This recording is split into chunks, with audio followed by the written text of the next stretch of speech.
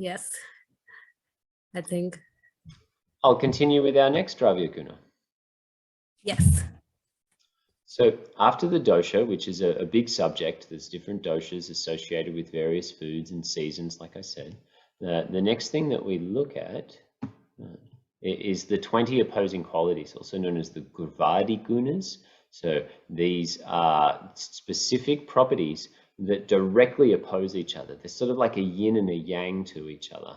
And these have a hierarchy of what are the most important ones. I'm not going to go through all 20 of them here today. In the Essentials of Ayurvedic Nutrition course, I go into a lot more detail and give examples of all the various ones that we look through there. Yet the main ones to look at is light and heavy. It's the first and most important part of the Dravya Guna. Is something light? Is it easy to digest? Does it break down in a very short amount of time? Or is something heavy?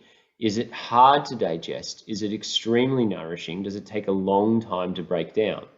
And at a meal, we should ideally have a combination of things that are light and easy to digest and things that are heavy and nourishing to digest. If the person has more kapha dosha, then they already have more of the heavy and slower qualities as part of their body. Also, if it's a cold, rainy day, then again, the heavy properties might need to be reduced. If someone has vata and pitta, then they also have a lot of the light properties associated with them. Their body may digest things quicker or need more heavy to feel this grounded down. So depending on the dosha that's inside the person, they may need to have more of the heavy or more of the light. And as we were just talking about wheat and dairy, part of the reason why those foods get so many allergies is because they are heavy, that they are nourishing, they are difficult to digest. It is a lot of the heavy foods that tend to form armor. We won't go into lots of detail about armor. It's in the Essentials of Ayurvedic Nutrition course. Armor is like half digested byproducts. And the more nourishing a food is, the more that it's difficult to digest. And it's hard to break apart into smaller pieces. So wheat is a very heavy grain. It's difficult to digest. You just look at how long it takes to cook compared to millet or quinoa. These are very quick cooking grains. If you were to really cook wheat, especially whole wheat, it takes about 12 hours to really boil it apart and actually get it to penetrate in there. So these very heavy grains, very nourishing, should be in just the small enough amounts, used with some light foods that help them digest easier. So the type of breakfast that I had this morning, I was using loads of tulsi basil with it. It's light, it's pungent, it's sharp, it's penetrating, and I was having that with some goat's cheese. That's a heavier type of, not quite as heavy as dairy, cow cheese, but still heavy in the sense of like, it's not a light food, it's nourishing, it's heavy. And I was having that on top of some toast. So this combination of toasted bread, heavy, goat's cheese, needed to be counterbalanced by something quite light, this fragrant light basil, to give a balance within the meal. And depending on the person, they might have to do way more heavy, way more light. Yeah, it also depends on the nature of the person. So if they are more kapha, then they probably have to avoid cheese too. Yeah, yep, that's right. But this is just strange because now, like you said, that like you have to have, like today, the way people are eating wheat is along with other heavy things, like you will see toasts and breads with, you know, a bowl of cereals. So a lot of wheat goes into your morning breakfast with a lot of cereals, and then you are on top of it, you're putting milk, which is also heavy and which is not a good combination. And then you are putting other things like of course, like it's the entire combination of things, and especially when you put like cheese and meat together, which is a terrible thing. Like I've heard that dairy is pretty much in Ayurveda is considered like a poison with meat and fish and salt. I've heard that you should not have milk with meals. as a And generalization, yeah, putting lots of heavy foods together is going to create a lot more armor, which can sometimes be translated as poison or toxin. Yeah. makes sense. Yeah. Now, next Gurvadi Gunas that are most important to look at is it drying or is it unctuous? Can it share juice? Can it share moisture with something? So if we were to squeeze something and it can push a liquid out or it can push an oil out, that is something that is unctuous. It can share those properties outside of itself. So something like a fruit is unctuous, or milk has this unctuous, it squeezes and you can push juices out of it. You can squeeze it and push oils out of it. All of these things are associated with unctuousness. They lubricate the tissues. They're fabulous for dry conditions. They encourage a natural downward movement through the body. They're fabulous for the digestive tract as they tend to protect and coat and soothe inflammatory processes in the body if they are the right amount of them. So we've got all of our fruit juices, we've got a lot of our oils that will come under this category, we've got anything that could share moisture with something else. And then on the opposite side of that, the drying side, we have something that would suck moisture away, that would pull moisture towards it and decrease the overall moistness of the body. Quite a few of the pungent tastes have this property, like black pepper as an example, chili as an example, yet we will also get this property that's present in a lot of leafy greens, where it's difficult to press a juice out of many leafy greens. There's not much juice that's in them. And that drying property that's present in many leafy greens makes them more difficult to digest for certain Vata individuals. And if they were to live on a lot of salad, it tends to dry the body out. It tends to dry the skin, dry the mind, dry the digestive tract. Excuse me. That's our moistening and light properties. Ready for our next one in the Gurvadi Gunas. And I'll just finish on those three for the Gurvadi Gunas. So our next most specific one for the Gurvadi Gunas is this penetrating and soft. The Sanskrit word for penetrating is tikshna, and it means the ability to move into and penetrate something, but it also means the ability to speed up the metabolism of something. So if something can quickly penetrate into the body, it can have its effect regardless of what the tissue it's in, and it will turn on the metabolism. So chili is a great example of that. We could rub chili onto the surface of our body, and it's going to penetrate through the skin and still have its effect. It's going to stimulate circulation. It's going to naturally rise up and be quick. Things that are tikshna tend to have a quick action. They're not something that's slow and soft and wait a while for them. It's like, oh, I tasted that and whoa, I knew about it really quickly. So again, it's a very important one of these opposing qualities because we want to know how much of a substance might be needed. And something with more tikshna straight away shows us that we use less of that substance. So an Ayurvedic practitioner would taste, would rub it onto the skin, would experience through their sensory laboratory and go, oh, the action was very quick. I only needed a tiny amount. It's very tikshna. Be aware that that could stimulate the body a bit much. And generally, it's pitta dosha that could react to tikshna the most, having that fire and wind associated with tikshna, with this penetrating quality. And things that tend to have more points on them also tend to have more tikshna property to them, like the chili, like a durian fruit, spikes all over the outside, tend to have more tikshna to them. Will tikshna be more related to pungent rasa? It is most commonly with the pungent rasa, and there is certain foods where it's also with those as well. As an example, we could say honey has more tikshna to it than sugar. Honey has a quicker action, It's more sharp, it's more penetrating. We're not saying honey is Tichenor at all, but it's more Tichenor. So yeah, we're looking at a spectrum here, being able to look at honey compared to milk. Milk would be more soft, more munda, more slow in its action. If we were to drink milk, the mucus that forms may take a while, especially if it's not an immune reaction that's happening. It's a slow buildup inside the tissues that are there, compared to if we were to drink honey, it would quickly start to clear mucus from the head because it has some Tichenor properties to it.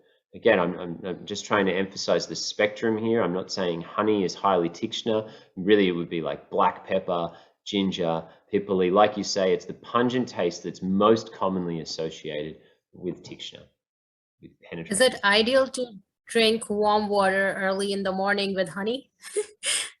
Yeah, it can be ideal. As a generalization, I actually try not to use sweet without medicine. So I prefer not to recommend honey to people anymore. That's mainly just because in our modern world, they've just overdone sweet. And the chances are they'll probably be exposed to it at another point in their day, unless they're saintly and just completely avoid all of those modern day foods, which is not most of the world these days. Most of us are in some way being exposed to those foods throughout the day. So I would only recommend the honey in the morning if I was putting it with some other medicine that I wanted to Tichenor penetrate into the body. So if I was not doing that, then I would recommend using just ginger by itself. I would prefer to just stimulate the metabolism, and then the sweet maybe is like a little squeeze of some lime or some lemon in there, because even though they're sour, they also have a bit of sweet in them. So that's going to be more of my personal general take on recommending to the modern day tridoshic beneficial for all than the honey in the morning, which could still absolutely be used for some people. Because you said that it could be really effective in clearing out mucus, right? And if somebody is kapha dosha, then early in the morning, I thought that warm water with honey would be an ideal thing for somebody who's not consuming maybe modern food at all, like not eating chocolates or ice creams or breads, but eating like holistic food, completely Ayurvedic food at home. Like I was asking for myself, so I'm not giving any advice to my channel. I was just asking for myself Yeah. because Again, Gauri, like, I would say that because honey still has sweet to it, and it's a less aggravating form of sweet. But if I was treating a kapha condition and trying to clear out mucus, I could use a bit of honey, but I might use it for 3 to 5 days as a medicine, compared to if I was to give someone a prescription, such as yourself, that they could use every single day without any possibility of it aggravating other sweet related aggravations. As an example, candidas and funguses, these could live off that little bit of sugar that's possibly not digesting so well within the honey. That fructose that's being converted could. So my generalization these days will be to look at how could I clear that mucus in what is the most gentle prescription that they could apply for 2 to 3 months without having to change the program, and that would be my ideal. And this approach largely comes from Dr. Pensky when I studied with him in India. And Dr. Pensky was saying that if you need to change your treatment a lot within the first few weeks, chances are you didn't do it general enough. You didn't do it mild enough that the person could maintain and just slowly be bringing things back into place. So I would put honey in that category, where it would be great for there is mucus infection. Yeah, let's use the honey. Let's clear out, let's use those enzymes to break apart that infection that's going on. Let's use it as a short-term medicine to deliver certain things in. As the long-term medicine to clear out mucus, I think that I'd prefer to work with a few other variations. One of them would be a nasya, like a calamus style nasya that I would use throughout the nose, the face and the head. I would bring that into their morning practice, and I would use like ginger, pipali, maybe a tiny bit of licorice, yashti madhu is the Sanskrit, into a tea, and I'd be drinking that tea in the morning without any sweetener in it. especially if I thought that there could be signs of candida or fungus, which is very common for kapha dominant individuals. Even more common, Gauri, when there's kapha and vata, then I would be, I'd be wary of the sweet things like honey. Again, not like can't ever eat them, just I wouldn't put them into a daily morning practice. Okay. But ginger and lemon is something that you would recommend for a kapha and vata for morning. Absolutely, yeah. Very tridoshic, tiny amount of the sweet there, tiny bit of the salt, sour, and tiny bit of the pungent. All fabulous tastes to work with the vata and kapha. And What very about ghee in the morning? I've been taking ghee in the morning these days lately since a month with warm water. It did help like some of my symptoms actually. The vata symptoms really decreased down with ghee. I don't eat deep fried food. The maximum ghee I use in a day is like maybe 3-4 tablespoons, but early morning I take it just by itself with warm water. Like how does ghee can help? because if there is mucus and kapha related conditions that are also happening, then I could use ghee if I saw that there was a lot of digestive issues where I needed to soothe the digestive tract and coat it before consuming other foods. I would prefer to use that ghee as a medicated ghee, which would be the classical Ayurvedic technique of prescribing ghee by itself. It would rarely ever use ghee by itself without some herb that was cooked into it. And that combination of the herbs that were cooked in, as an example, we could use the same style medicated formula that we were just talking about, ginger. We could have ginger cooked into, there's a Trikatu ghee where it's got the 3 pungents, black pepper, ginger, pipali, cooked into the ghee, and then I'd take a little scoop of that to put it in there. Or I could start to look at certain other ghee formulas that have got respiratory mucus clearing properties to them. And then I'd use that medicated ghee first thing in the morning there.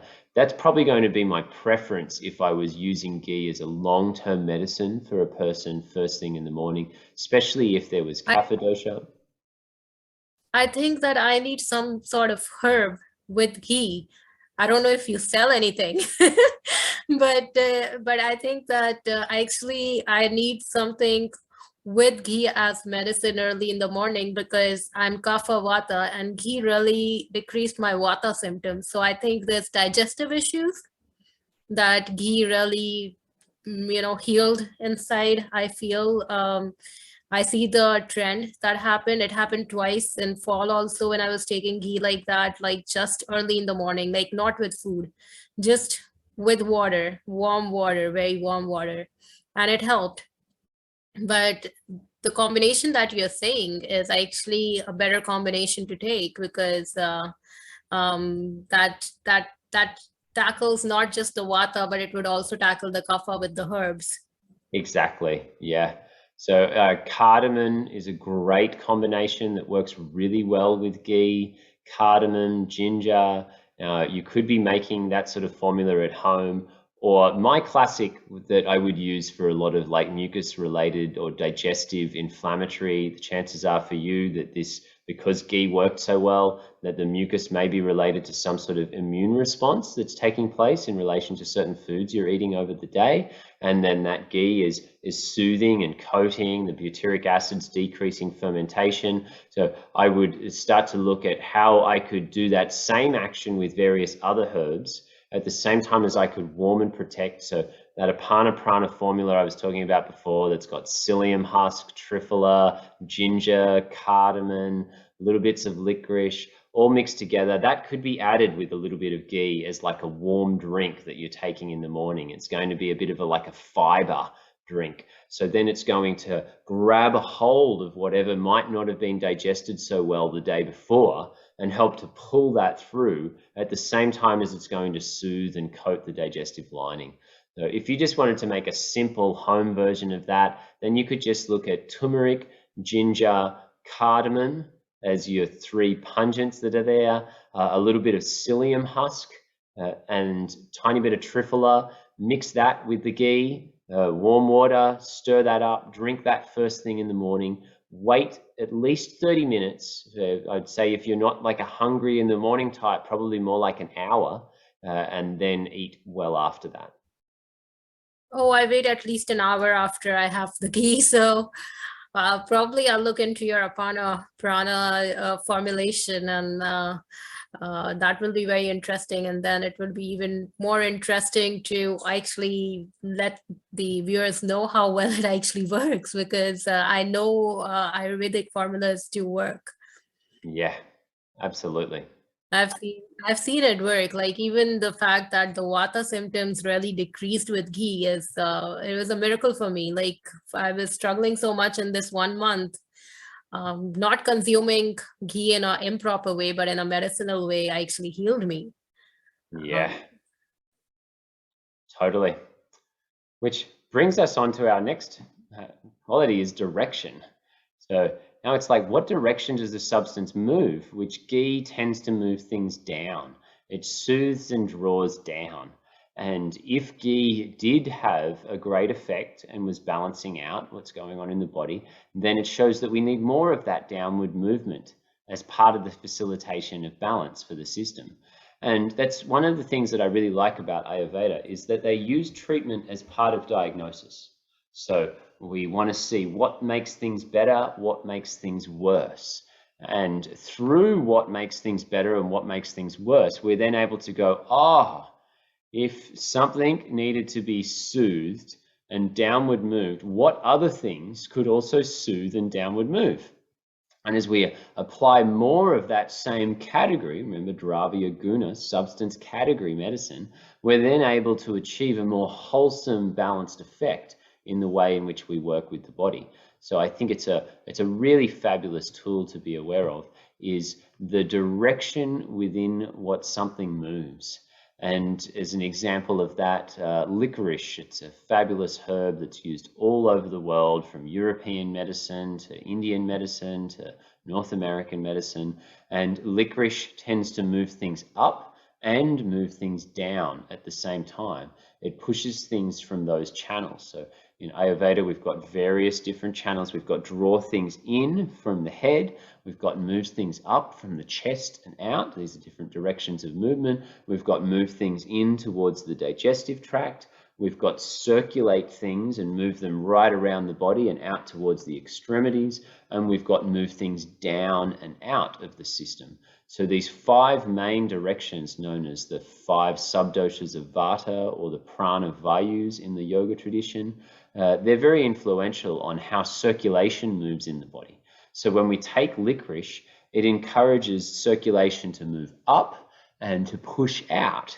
So then we could move that mucus out. It's one of the reasons why I think it could be a great, and I mentioned it amongst the formula before when I was saying, some pungents with licorice, because it balances Vata. It can aggravate kapha in excess because of its cool and lubricating properties. But if there's mucus, it's a specific for moving mucus. We'll come to prabhava in a moment, the specific action. Licorice's specific is that even though it's sweet and nourishing and heavy, it moves mucus up and out. And it lubricates the bowel and moves it downwards. So it has these same properties as ghee in a more neutral, closer towards the midline way. So the direction a herb influences is also quite important in Ayurveda. If I want to move foods from the digestive tract towards the tissues, then I want this horizontal style movement action to take place, where like fennel seeds and nutmeg, they are fabulous for this horizontal, known as samana vayu, samana vata. So every different substance has a direction of movement, and this is part of the qualities to learn as we continue with Ayurveda. Is that why you recommended like ghee with certain herbs, like maybe licorice or some Exactly. herbs inside? Yeah, totally. Yeah, because it Because it would influences. help clear up the mucus, and the ghee would help heal the digestive system. Exactly. And licorice has a beautiful protective and coating nature. Generally, when there is a mucus reaction going on, there is some need for protection. That's part of what mucus does in the body. It protects areas against something that's getting a bit inflamed or challenged. And that mucus creates a protective barrier between whatever the inflammation is. In an infection, it might be a bacteria or some dust or those things, and where the body might get affected by that. So then licorice or slippery elm, or even the ghee that we were talking about, could create a protective layer and then could help the body to be protected against that challenge that moves in. So the unctuous property here, the lubricating property, has that protective, soothing, slightly coating nature to it. Mucus layer is both good as well as bad in a way. Yeah. Ayurveda says really nothing is good or bad. It's just about time, season, place, and individual. And that everything has these properties that are showing us a certain quality moving in a certain direction. And we'll need to understand the reason for that quality in the first place. So if it's presenting in excess, we go, oh, well, what's the benefits of that quality? Why might the body be producing excess of that quality? And when we understand that first, we could see, oh, the body's trying to deal with something. It's got excessive heavy weight and it's putting on weight and the heavy quality, not just because it's bad or it's something we need to get rid of that weight, but because the body is requiring excessive protection. It wants insulation. So it's like, oh, what's it trying to protect itself from? What's it trying to insulate itself from? As we can understand that first, we're going to apply a much better treatment than just going, oh, the body's excess heavy, it's too overweight. We just need to lighten things up. And we just lighten up the diet and lighten up the life. And we haven't sometimes looked at the true mental or emotional reason on why the body is choosing to build so much weight, why it's choosing to protect itself so much. It's really common as an example that humans will gain excessive weight after losing a relationship.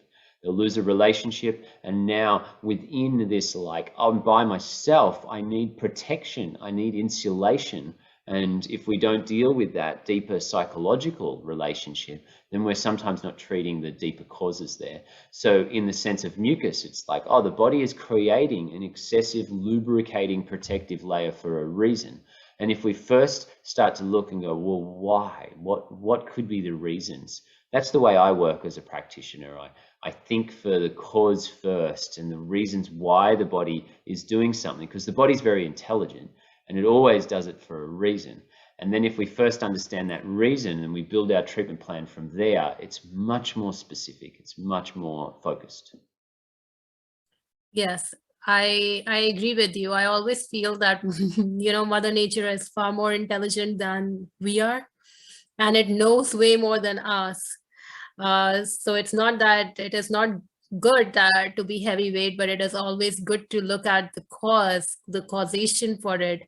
It's not just going to be food, because there are a lot of people, they go through hard times, but they don't give in to eating junk food.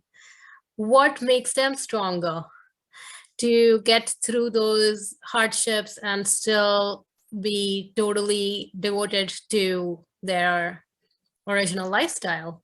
So there is something that needs to be handled more deeply. I think Ayurveda is a lot about the holistic part of it, the emotional, mental, and spiritual, as well as the physical part, which equally harmonizes so beautifully together that you need to look at the cause.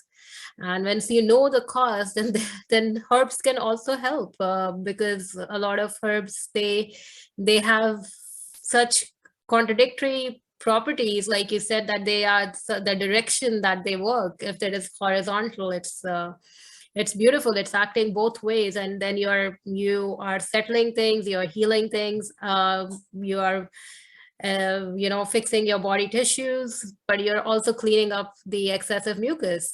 So but everything really makes a lot of differences to look at the causation of it, where it is coming from. Totally agree. Yeah. I felt like when my diet plan changed, to be honest with you, I changed it a lot more this time. Like it was never like this in university and high school. If I ever lost weight, it was never like a strong feeling of losing weight. It was more of a strong feeling about losing weight. But now, when I lost weight, like recently, I felt that it was more of a spiritual call. So now I know that I can stick to it because there's no external factor governing my choices. Yeah, And right that on. makes a huge difference. Totally. Yeah. The external pieces that are constantly pulling us in various directions, or sometimes those internal emotions that are trying to satisfy an empty hole, and we're trying to pull things to fill that up. Yeah, for sure. I think that's the last part you have, right? Prabhava. Yeah, so we come to our